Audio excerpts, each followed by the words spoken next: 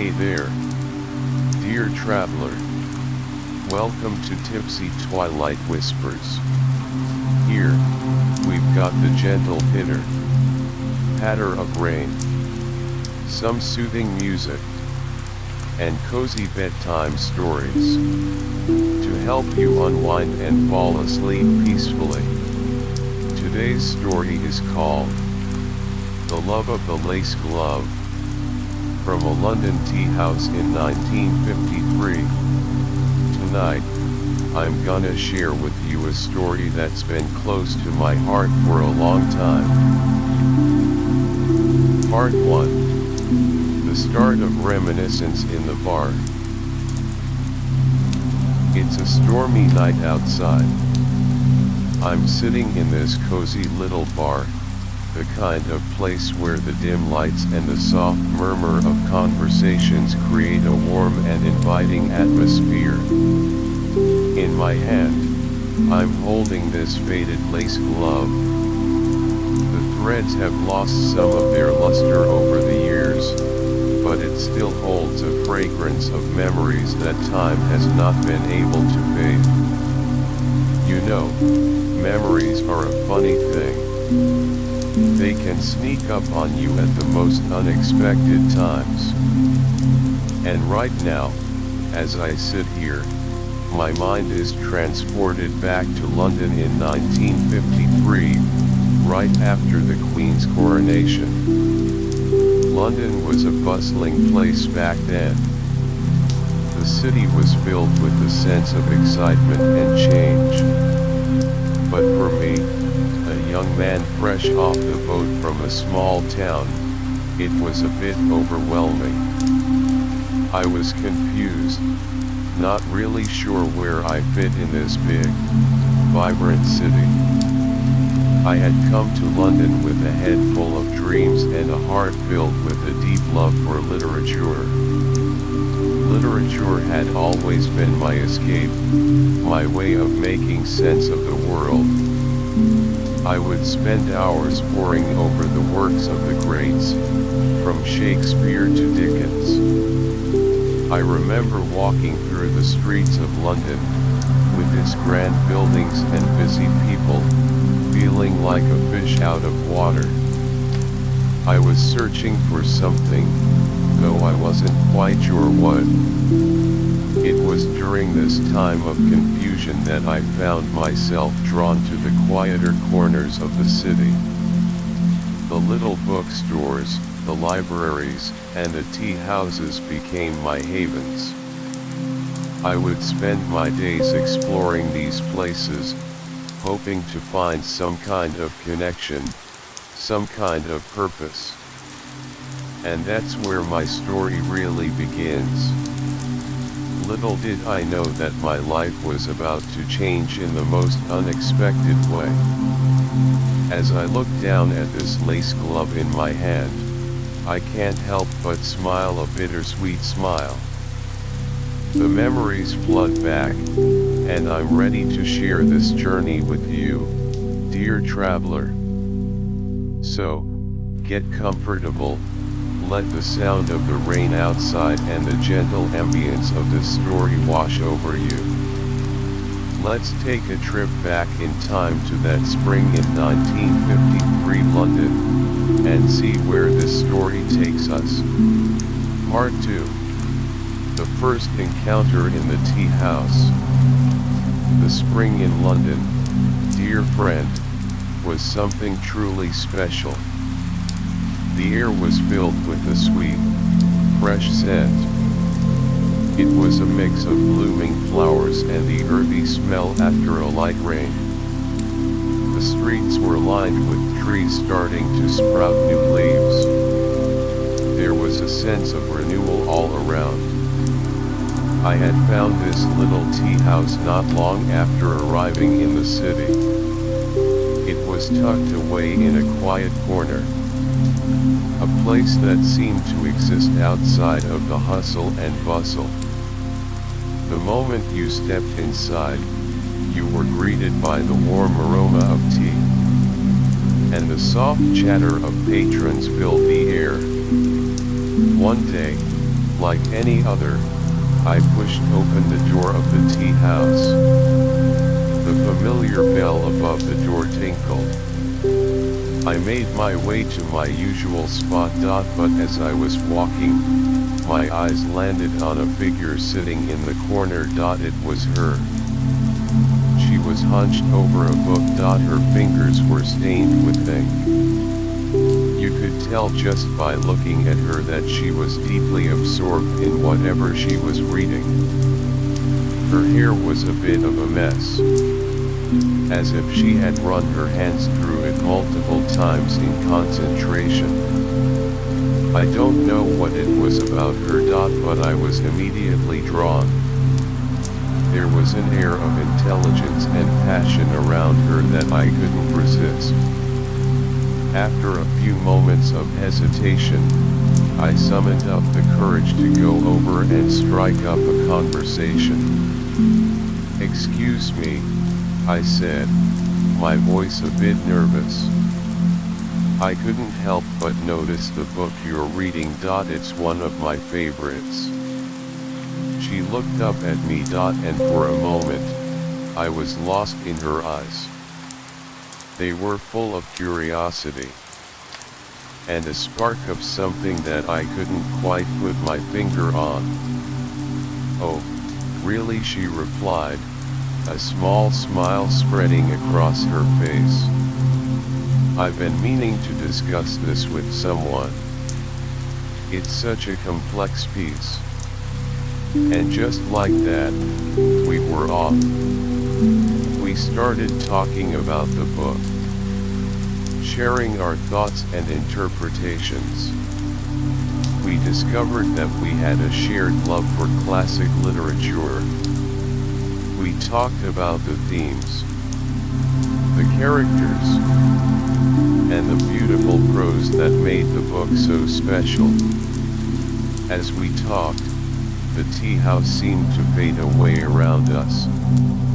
It was just the two of us, lost in a world of words and ideas. The spring rain started to patter against the windows, adding a soft, rhythmic backdrop to our conversation. The waitress came over, and we ordered a pot of Earl Grey tea. The rich, bergamot scented steam wafted up as she poured the tea into our cups. We took sips of the warm liquid, all the while continuing our lively discussion. We laughed at some of the absurdities in the book, and we got serious when we delved into the deeper meanings. It was one of those rare conversations where you feel like you've known the person for years, even though you've just met. As the rain continued to fall outside, I couldn't help but think that this chance encounter was something more. That this moment, sitting in this tea house, sharing tea and conversation with this remarkable woman, was the start of something beautiful. Part 3. Growing closer. After that first encounter, dear listener, I found myself looking forward to going to the tea house every day. I couldn't wait to see if she'd be there. And more often than not, she was. It was as if fate was bringing us together time and time again. Each time we met, our conversations would pick up right where we left off. We'd talk about the latest book we'd read, or a new author we'd discovered. But as the days passed, our conversations started to expand beyond just literature. We began to share stories about our lives. I told her about my small town upbringing, the simple joys and the big dreams I had. How I had always felt like there was more to life than what my hometown could offer. She listened intently, her eyes fixed on me, showing a genuine interest in every word I said. In return, she shared her own experiences. She told me about her family, a close, knit group of people who had always encouraged her love for learning. How her parents, though not wealthy, had made sure she had access to books from a young age. She spoke of her childhood, filled with adventures in the local library and the countless hours spent poring over the written word. Our conversations also delved into our dreams for the future. She dreamed of making a mark in the literary world, of writing books that would inspire others. I shared my aspirations too, of being part of a world where literature could be celebrated and shared with a wider audience. As we talked, there was laughter.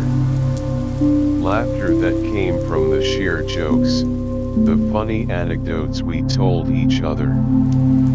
It was a laughter that bound us closer, making our time together even more special.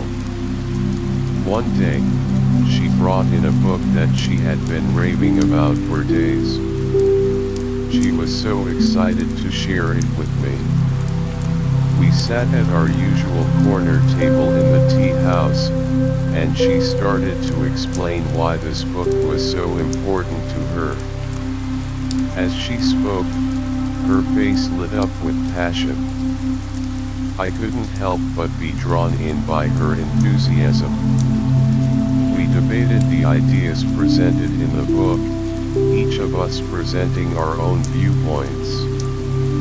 It was a healthy discussion, one that challenged our thinking and made us see things from different perspectives. And through these discussions, our bond grew stronger. We also found that we had little things in common, like our love for a particular type of tea biscuit, or the fact that we both preferred the quiet of the early morning for reading. These small discoveries made our connection feel even more meaningful. As the weeks went by, the tea house became more than just a place to have a cup of tea. It became our place, a place where we could be ourselves, share our thoughts and feelings without any hesitation. I looked forward to these moments with her, moments that were filled with warmth, laughter, and the joy of getting to know someone truly special. Part 4. A walk in the rain. One day, my friend, as we were leaving the tea house, we noticed that it had started to rain. It was one of those soft, spring rains that seemed to wash everything clean. We realized we had both left our umbrellas at home. Standing at the entrance of the tea house, we looked out at the rain-soaked street, not quite sure what to do. After a moment of hesitation, she said, "Well, we could make a run for it, or we could just enjoy the rain." I looked at her, and seeing the mischief in her eyes, I couldn't help but smile. "Let's enjoy the rain," I replied. We stepped out into the rain, and immediately, the cool droplets hit our faces. She let out a small laugh, a sound that was carried away by the gentle patter of the rain. We started walking slowly down the street, sharing a small umbrella that I had managed to borrow from the tea house owner. The raindrops fell around us, creating a soft, soothing sound. The world around us seemed to slow down. As we walked, we started talking about poetry. She had a deep love for the Romantics, and she began to recite some of Keats' verses. "She cannot fade, though thou hast not thy bliss. Forever wilt thou love, and she be fair? Her voice was soft, yet it carried clearly through the sound of the rain. I listened intently, captivated by her words and the way she recited them. As she spoke the lines, I could see the passion in her eyes. It was as if she was transported to the world that Keats had created. I was too, in a way. The rain-filled street, her voice, and the beautiful poetry combined to create a moment that I would never forget. I thought about how much our relationship had grown in such a short time. From that first hesitant conversation in the tea house to this moment, walking in the rain, sharing our love for literature. It felt like something magical was happening between us. As we turned a corner, a gust of wind blew, making the rain fall at an angle. We huddled closer together under the umbrella, our shoulders touching. In that moment, my heart started to race. I realized that my feelings for her were changing. It wasn't just about our shared love for books anymore. There was something deeper, something more profound growing inside me. She must have felt the change in the atmosphere too, because she looked up at me, and our eyes met. For a brief moment, time seemed to stand still. The rain continued to fall, but all I could focus on was her. The way the raindrops glistened in her hair, the warmth in her eyes. We didn't say anything for a while, just walked in silence, enjoying each other's company.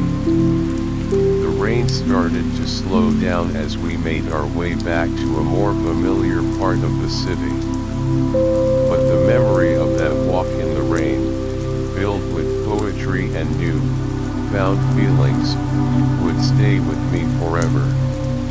Part 5. A Misunderstanding Interlude. One sunny afternoon, as I was walking towards the tea house, looking forward to seeing her as usual, I saw her from a distance. She was standing on the street corner, engaged in a lively conversation with a man. They were both laughing, and she seemed completely at ease with him. At first, I didn't think much of it. But as I got closer and saw the way she was smiling at him, a pang of jealousy shot through me. I couldn't help it. My mind started to race with thoughts. I wondered if she had been seeing this man all along. Maybe our time together in the tea house, our shared conversations and laughter, meant nothing to her. I turned around and walked away, my heart heavy. For the next few days, I avoided the tea house. I told myself it was better this way. If she had someone else, I didn't want to get in the middle of it. But it was hard. Every time I thought about her, I felt a sense of sadness. I missed our conversations, the way she would light up when she talked about literature, the sound of her laughter. She must have noticed my absence.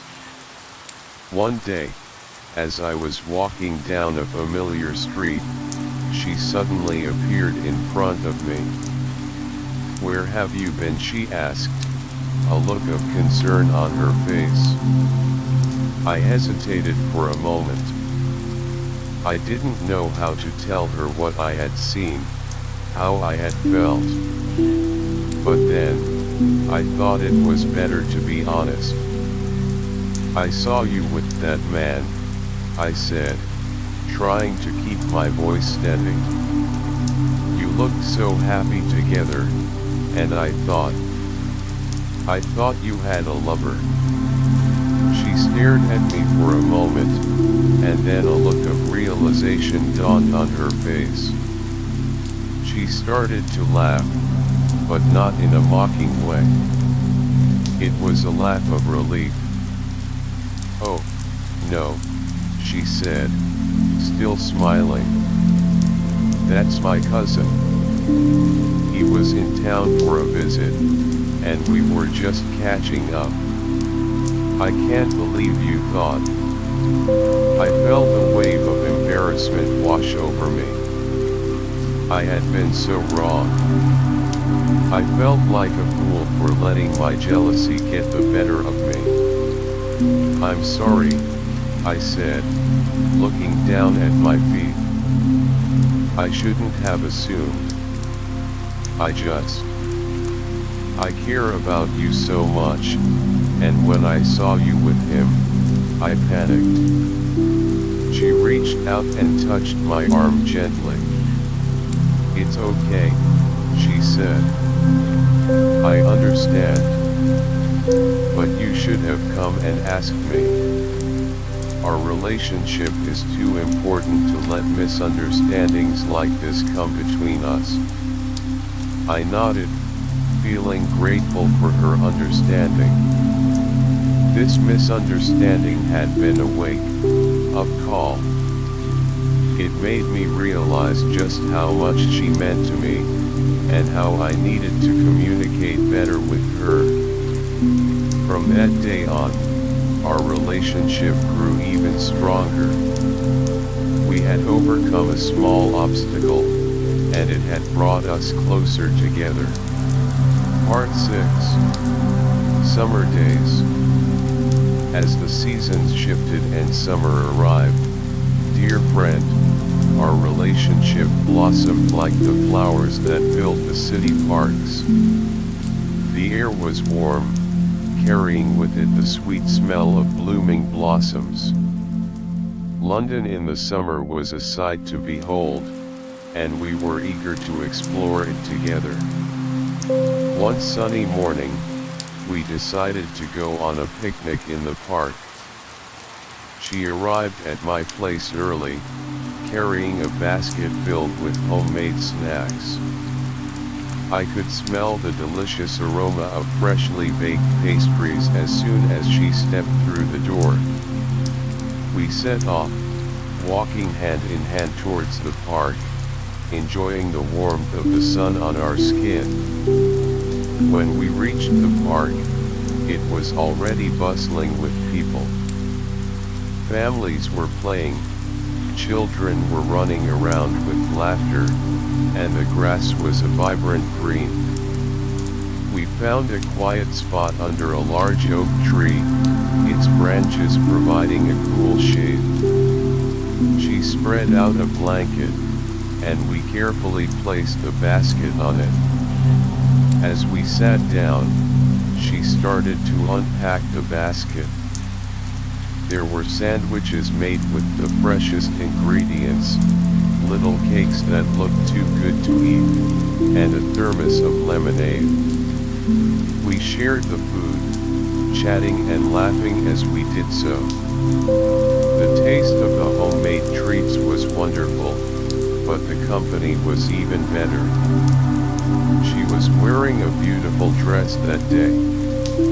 It was a soft, flowy fabric that danced in the gentle breeze. The color suited her perfectly, and she looked more radiant than ever. Her laughter echoed in the summer air, and it was like music to my ears. After we had eaten, we decided to read for a while. She had brought along a new book she had been eager to start, and I had one of my old favorites. We sat side by side, quietly turning the pages, lost in our respective worlds of words. Every now and then, I would steal a glance at her, seeing her brow furrow in concentration or a small smile play on her lips as she read something she liked. We also shared our insights from the books. She would point out a passage that she thought was particularly beautiful, and I would share my thoughts on the character development. Our discussions were always interesting, filled with different perspectives and ideas. It was one of the things I loved most about our relationship, the way we could talk about anything and everything. As the afternoon wore on, the sun started to move across the sky, casting long shadows. We lay back on the blanket, looking up at the clouds that drifted lazily above us. We talked about our hopes and dreams for the future, not just in terms of our individual lives but also as a couple. We imagined traveling together, visiting the places we had read about in our books. The summer day spent in the park was a perfect example of the simple yet profound happiness we shared. It was a day filled with good food, great company, and the joy of being in each other's presence. These were the moments that I would cherish forever, the moments that made our relationship so special. Part 7. Family Opposition. As our relationship grew deeper, I knew the time had come to introduce her to my family. I was excited, yet filled with a sense of unease. You know how it is, dear listener, when you care about someone so much and you want your family to love them as much as you do.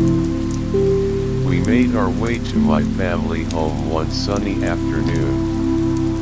She was nervous, fidgeting with the hem of her dress as we walked up the path. I took her hand and gave it a reassuring squeeze. When we entered, my family was there to greet us.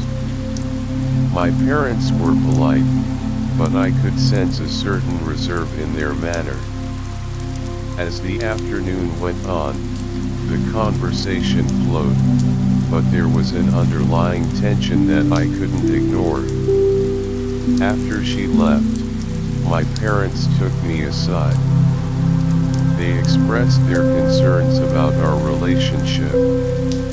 They said her family background was too ordinary for ours. They worried about the differences in our upbringings and how it might affect our future. I was shocked and hurt by their words. I had never thought my family would judge her based on such things. I tried to explain to them that she was an amazing person, intelligent, kind-hearted, and that I loved her. But they were firm in their stance. They believed that for the sake of the family's reputation and my future, I should consider ending the relationship. I felt trapped, caught between my love for her and my family's expectations. I confided in her about what had happened. She was visibly sad, her eyes filled with tears. But she was also incredibly brave. She told me that she understood my family's concerns, even though they hurt her. She encouraged me to face the situation bravely. She said that our love was worth fighting for, but only if I was willing to take that step. We made a promise to each other that day. We promised not to give up on our love, no matter what obstacles lay ahead. But I couldn't help but feel a sense of dread. I knew that winning my family over would not be easy, and I was scared of what the future held.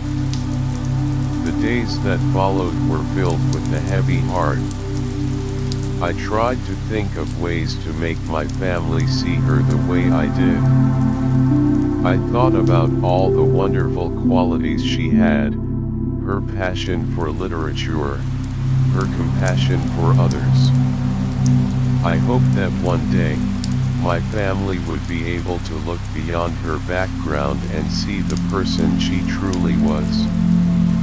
But for now, I was left in a state of limbo, torn between two worlds that seemed to be pulling me in different directions. Part A. Clash of Dreams. One day, as we sat in our favorite tea house, sipping on our Earl Grey, she had a look of excitement and trepidation on her face. She told me that she had received an incredible opportunity. A renowned literary institution in Paris had offered her a scholarship to further her studies in literature. It was a dream come true for her. She had always talked about making a name for herself in the literary world, and this was the perfect stepping stone. As she spoke, her eyes sparkled with enthusiasm.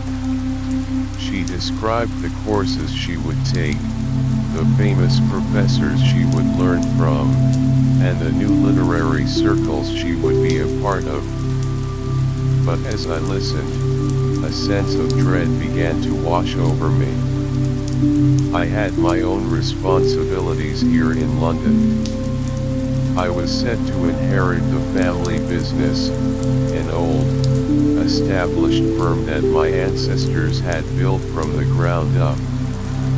The family business was more than just a job to me. It was a legacy, a connection to my past. My parents had been grooming me for this role since I was a child. We found ourselves facing a difficult conflict.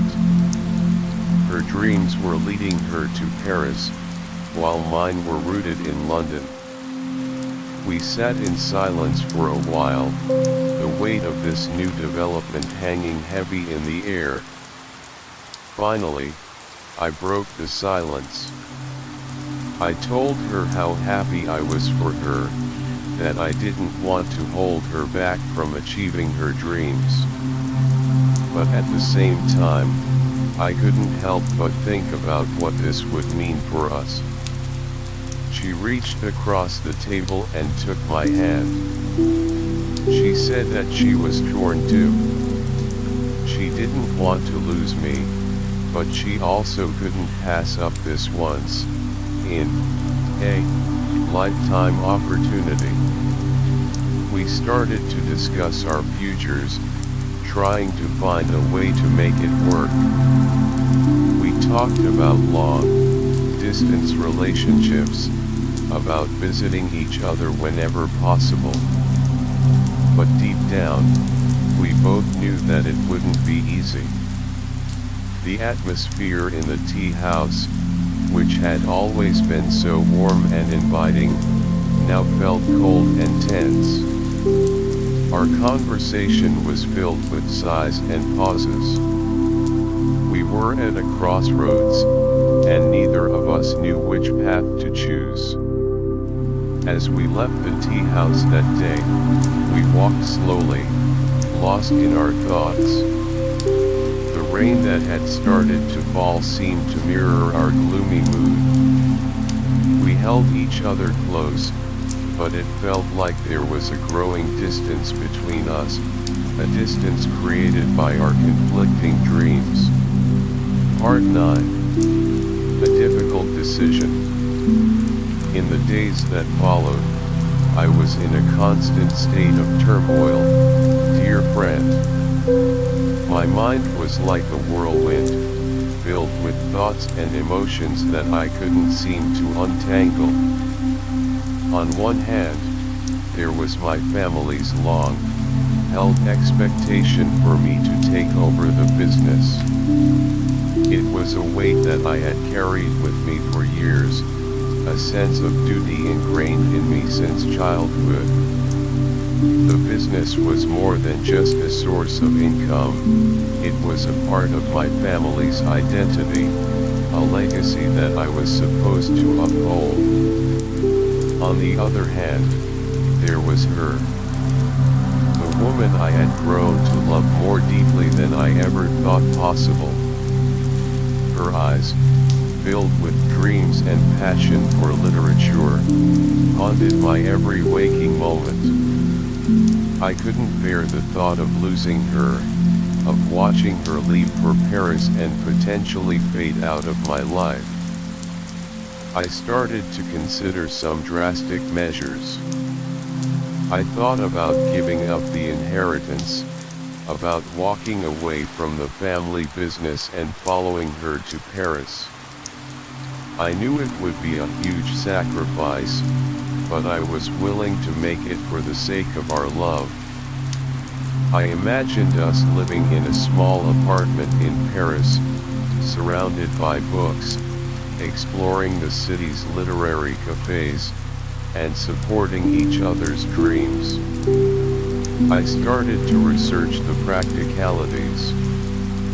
I looked into the cost of living in Paris, the job prospects for someone with my skills. I even began to learn a bit of French, trying to prepare myself for this new life.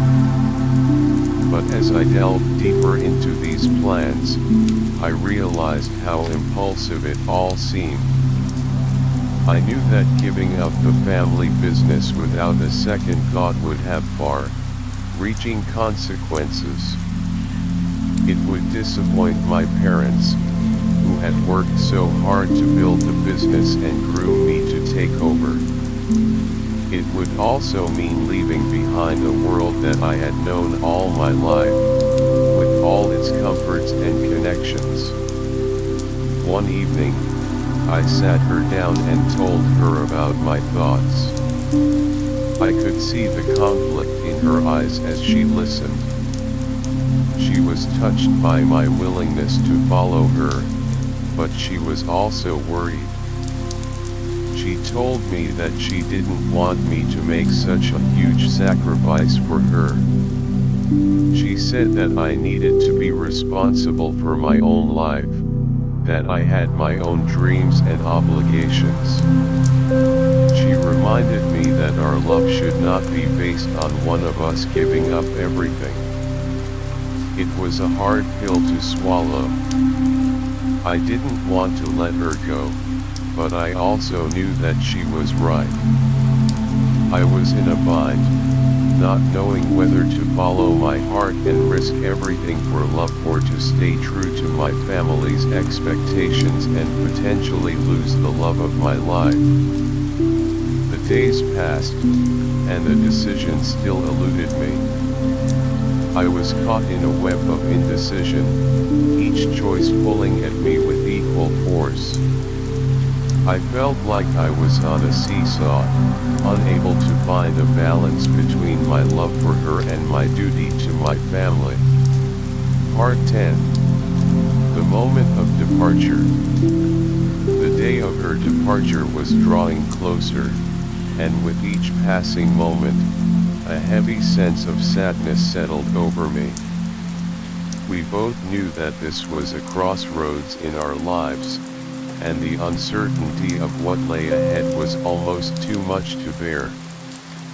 On the last afternoon before she left, we decided to return to the place where it all began, the cozy tea house. As we walked in, the familiar bell tinkled above the door, but this time, it didn't bring the same sense of warmth and comfort as it used to. The air was thick with unspoken words and a palpable sense of loss. We took our usual seats in the corner, the same seats where we had shared so many conversations, so much laughter, and so many dreams. The waitress came over, and we ordered our usual, a pot of Earl Grey tea. But as she poured the tea into our cups, the rich aroma that usually filled the air seemed to lack its usual charm. We sat there for a while, sipping our tea in silence. I looked at her, trying to memorize every detail of her face, the the way her hair fell over her shoulders, the sparkle in her eyes that was now dulled by sadness, and the gentle curve of her lips that used to smile so easily. Finally, she broke the silence. She spoke about how much our time together had meant to her, how I had changed her life in so many ways. She said that she would always carry the memories of our conversations, our walks in the rain, and our picnics in the park with her. I told her that she had been the most wonderful thing that had ever happened to me, and that I couldn't imagine my life without her.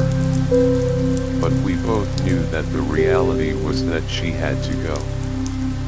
Her dreams awaited her in Paris, and I had my own path to follow in London. As the afternoon wore on, the time for her to leave grew nearer. She reached into her bag and pulled out a small package. She handed it to me, and I opened it to find a delicate lace glove.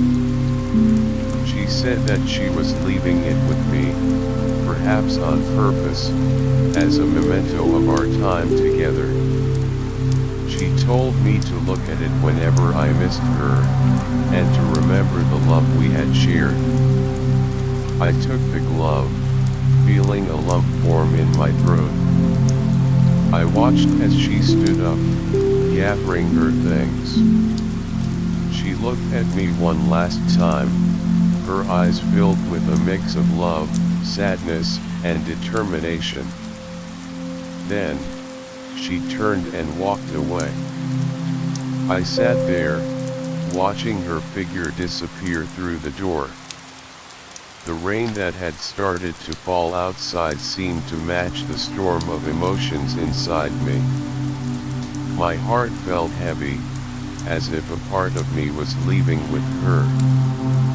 I knew that this was not the end, but it still felt like a huge chapter in my life was closing. I held the lace glove tightly in my hand, vowing to keep our love alive in my heart, no matter how far apart we were. Part 11. Moving forward alone. After she left, London suddenly felt like a much emptier place, dear listener. The city, which had once been filled with so much life and possibility, now seemed to be nothing more than a vast expanse of brick and mortar. Every corner, every street, every tea house we had visited together was now a painful reminder of what I had lost. I threw myself into handling the family business, trying to keep my mind occupied. There were endless meetings, piles of paperwork, and negotiations to be done. But no matter how busy I was, there were always moments when my thoughts would wander back to her. In my spare time, I found myself constantly recalling our past.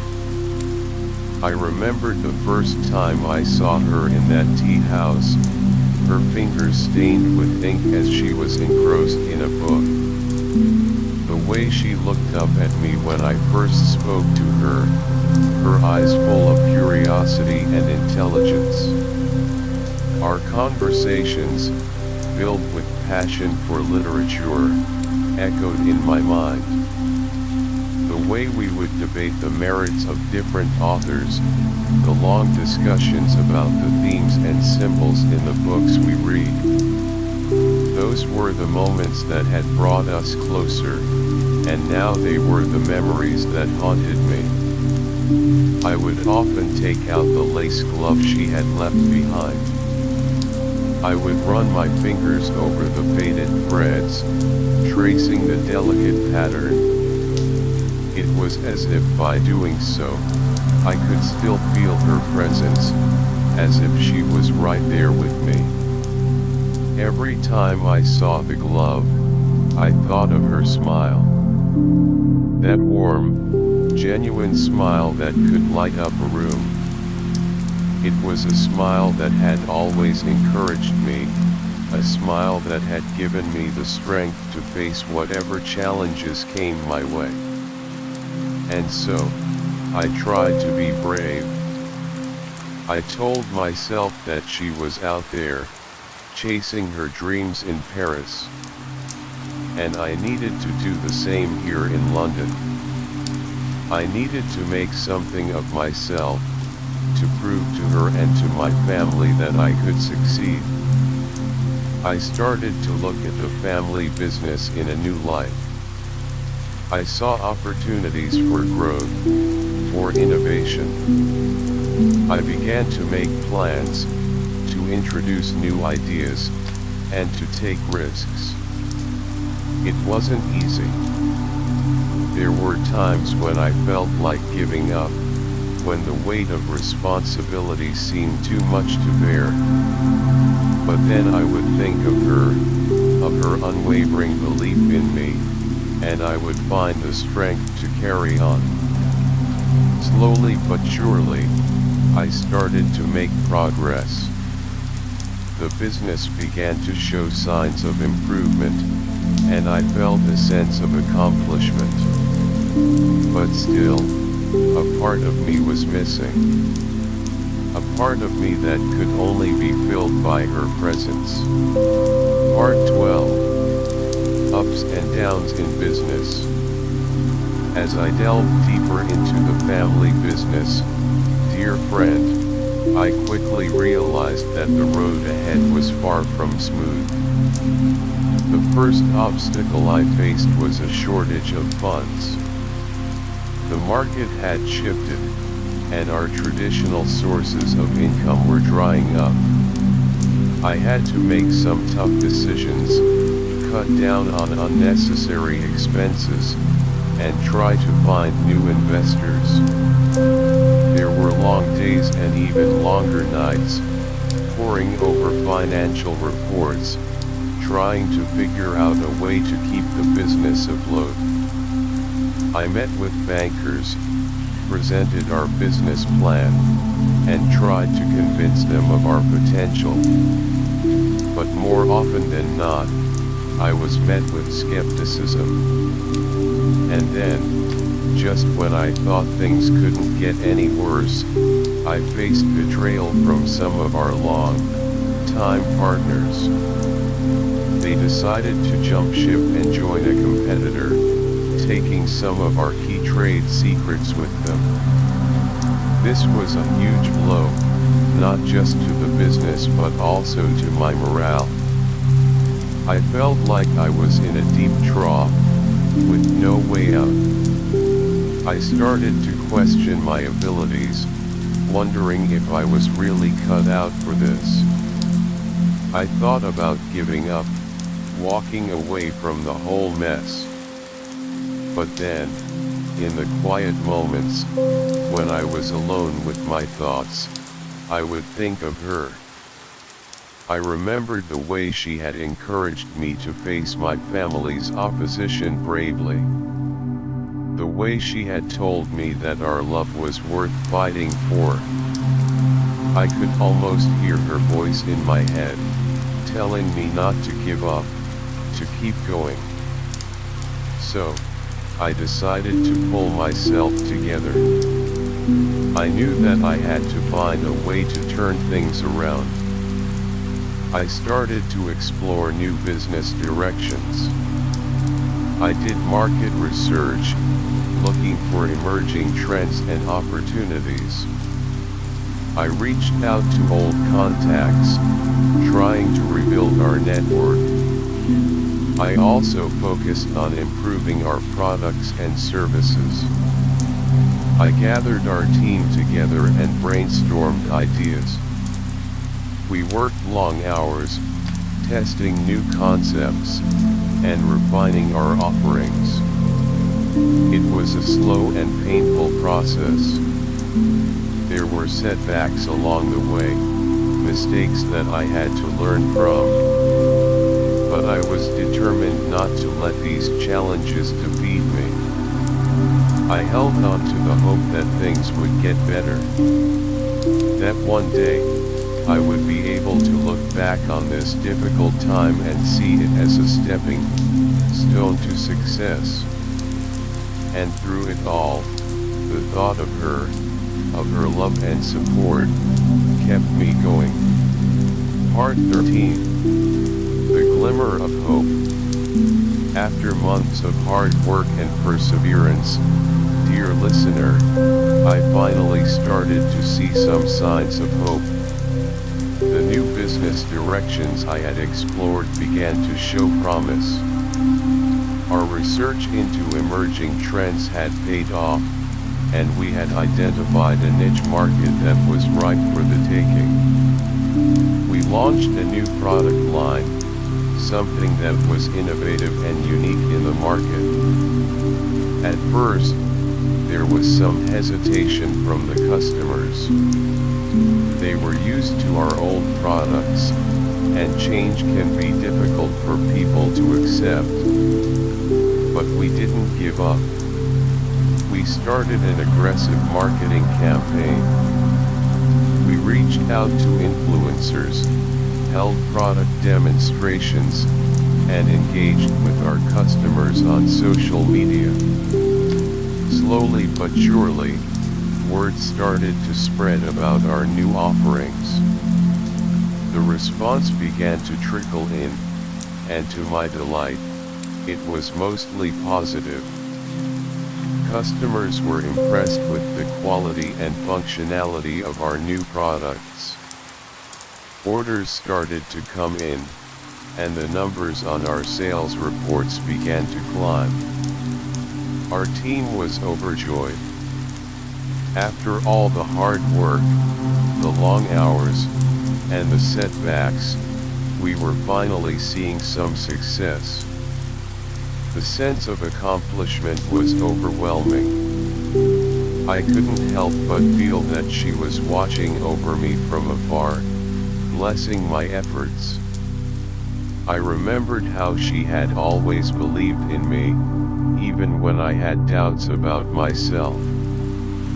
I knew that if she were here, she would be celebrating with me. The company gradually started to get out of trouble.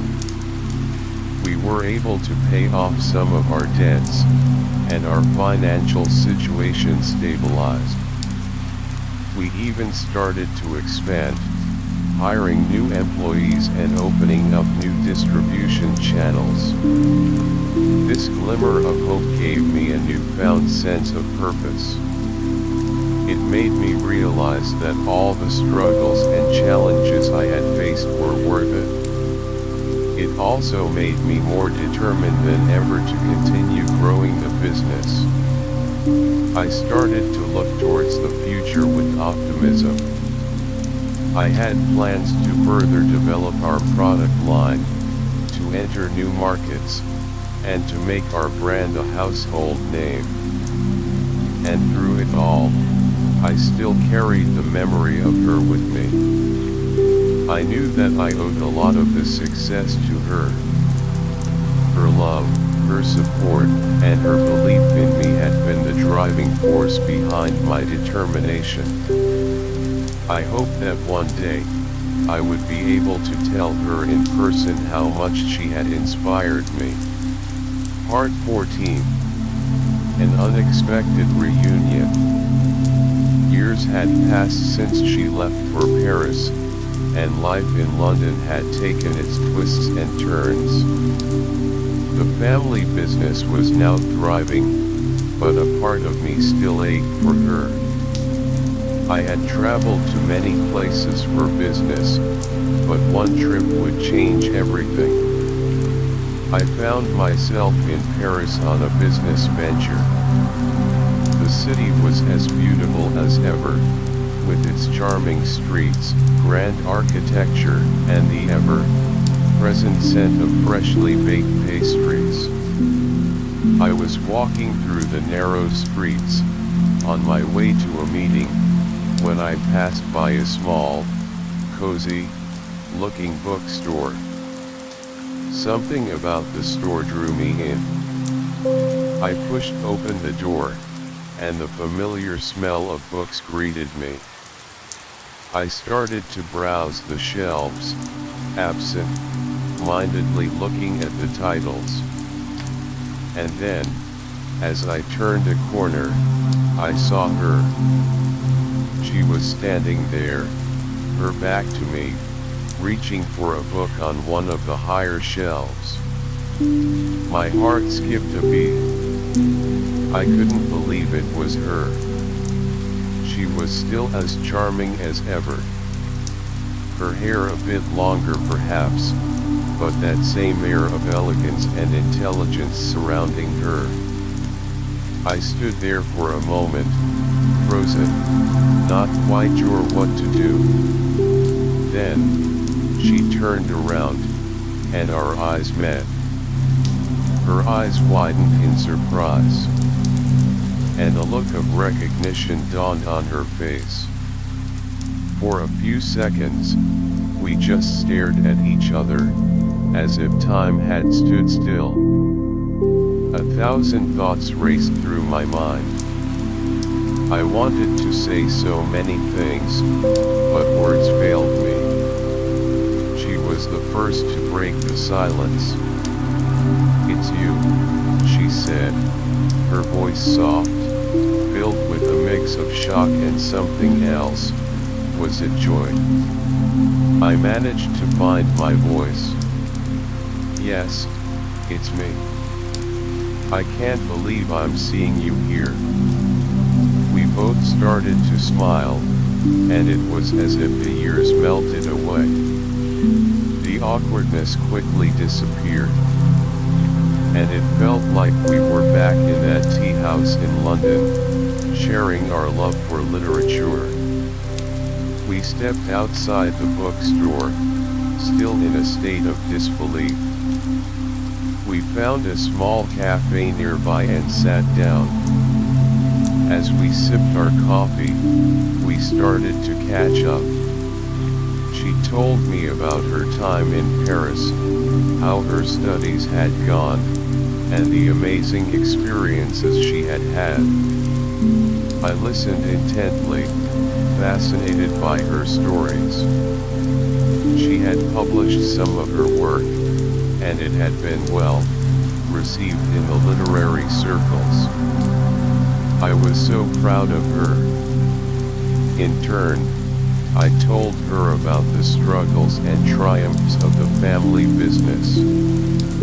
How I had almost given up but found the strength to keep going. The conversation flowed easily, and it was clear that despite the years apart, the connection between us was still there. It was a magical moment, sitting in that Parisian cafe, with the city's hustle and bustle around us, but feeling like we were the only two people in the world. Part 15. A happy ending. As we sat in that Parisian cafe, the soft glow of the afternoon sun filtering through the windows, lost in conversation, I became acutely aware that the love we'd once shared had endured the test of time. Our eyes met, and in that instant, I was transported back to the very first moment I'd seen her in that London tea house. The same spark, the same magnetic pull that had drawn me to her all those years ago was still there, as strong as ever. We delved deep into conversation, talking about the past, the present, and the dreams we held for the future. We laughed heartily at the misunderstandings we'd faced, the comical situations that had seemed so dire at the time but now served as endearing memories. We shared stories of the challenges we'd overcome separately, the personal growth we'd both experienced, and how those experiences had shaped us into the people we were today. She opened up about how often she had thought of me during her time in Paris. Our time together in London, filled with those long conversations in the tea house, the walks in the rain, and the shared dreams, had been a wellspring of inspiration for her writing. Her words had been shaped by the emotions we'd shared, and she credited our relationship with giving her a depth of feeling that she translated onto the pages of her books. In turn, I told her how her unwavering encouragement had been the cornerstone of my perseverance in the business world. Whenever I'd faced setbacks, whenever the weight of responsibility threatened to overwhelm me, the thought of her belief in me had given me the strength to carry on. Her support had been like a guiding light in the darkest of times, and I owed a great deal of my success to her. As the conversation evolved, it took on a more serious tone. We began to discuss the possibility of starting anew, of rekindling the love that had been put on hold. The physical distance that had once seemed insurmountable now appeared as a mere obstacle that we were determined to overcome. We were both at different stages in our lives, more mature, more self-aware, and certain of what we truly wanted. After much discussion, we made a decision. We didn't want to let each other go again. We were committed to finding a way to make our relationship work. Whether it meant splitting our time between the bustling streets of London and the romantic avenues of Paris, or discovering a new place that could be our shared haven, we were resolute in our determination. As we left the cafe hand in hand, a new sense of hope and excitement coursed through our veins. The city of Paris, with its twinkling lights beginning to come alive as the evening approached, seemed to be celebrating our new-found union. The world around us felt full of possibilities, and we were ready to face the future together. And so, dear listener, that brings us to the end of my story. I hope that as you've listened, you felt a sense of warmth and comfort wash over you, just as the memories of her have always comforted me. Thank you so much for joining me on this journey tonight. I sincerely hope this story has helped you relax, unwind, and is now gently lulling you towards a peaceful sleep. If you've enjoyed this tale, please consider showing your support by liking and subscribing to our channel. Your likes and subscriptions mean the world to me and will help more people discover these cozy bedtime stories that are designed to soothe the soul and ease you into a restful slumber. Good night, dear friend. May your dreams be as beautiful, as filled with love and hope, as the story you've just heard. Sweet dreams.